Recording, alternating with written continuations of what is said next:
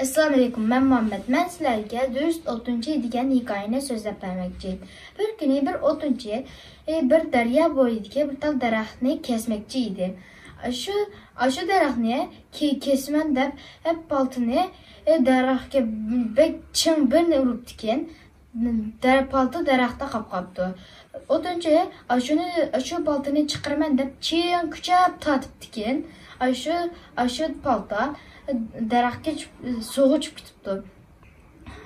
Andan keyin bir tal bovay kelib, shu suvdan bir tal oltin saplaq palta chiqiribdi. Shu palta senami deb so'rabdi bovay. O'tinchi, yo'q, bu palta meni emas debdi. Bovay yana so'g'i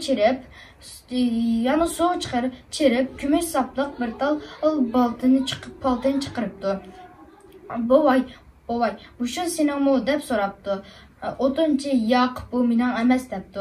Endi bovay yana so'g'i chirib chiqqanda o'zining o'tinchining paltasini chiqiribdi. Bu şu senami deb so'raganda, ha, bu şu mening debdi. Shu bovay, sen menga do'st gap qilding. Shunga shu oltin saplaq palta bilan kumush saplaq palta sening bo'lsin deb beribdi. Shu o'tinchi ve xushal bo'lib uyga qaytibdi. Uyga ketganda do'stlari shuni oltin saplaq palta bilan kumush saplaq paltani ko'rib qolibdi.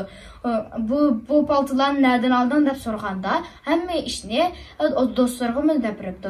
Bir tal do'sti paltasini ilib suv tashib o'tibdi va yig'labdi. Shuni ko'rgan bovay, shu ishlarni ko'rgan bovay suv ichirib bir tal oltin saplaq paltani chiqarib, shu o'tinchining do'stiga ko'rsatib, shu senami desa, o'tinchi yolg'on so'zlar, ha, aminan debdi. Endi shu bovay o'zining paltasini shu o'tinchining do'stining paltasini chiqarib ko'rsatib, bu sening paltang, endi sen menga yolg'on so'zlagandikin, bu paltani suvni o'zing olsan deb yo'qolib ketibdi bovay. Endi shu o'tinchi, voy isit, yolg'on so'zim sen bo'ptikan, o'zimning paltamni aylab qoldim debdi.